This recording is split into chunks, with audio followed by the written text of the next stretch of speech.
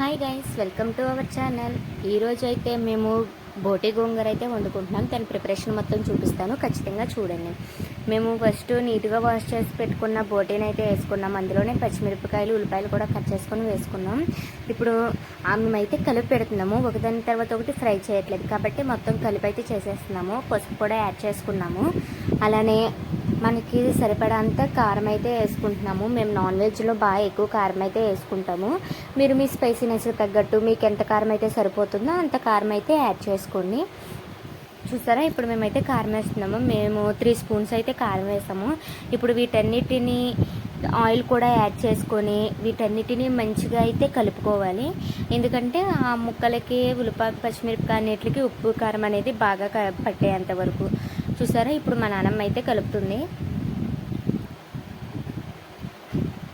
ఈ విధంగా మంచిగా అయితే కలుపుకోవాలి, మొత్తం అన్నీ కలిసేలాగా. ఇప్పుడు ఇందులో మనకి సరిపడన్న వాటర్ అయితే యాడ్ చేసుకోవాలి.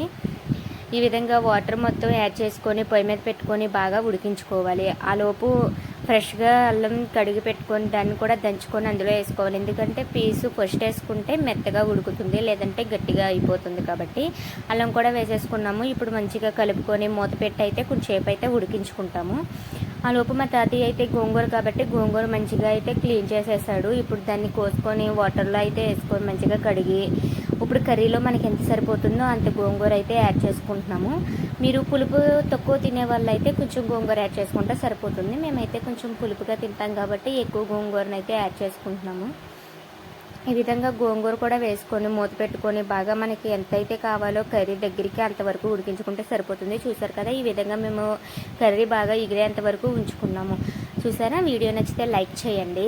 అలాగే ఈ ప్రాసెస్లో మీరు ఎప్పుడైనా బోటీ ట్రై చేస్తారో లేదో కామెంట్ చేయండి. Thank you for watching. By by. Subscribe చేసుకోవడం మర్చిపోండి.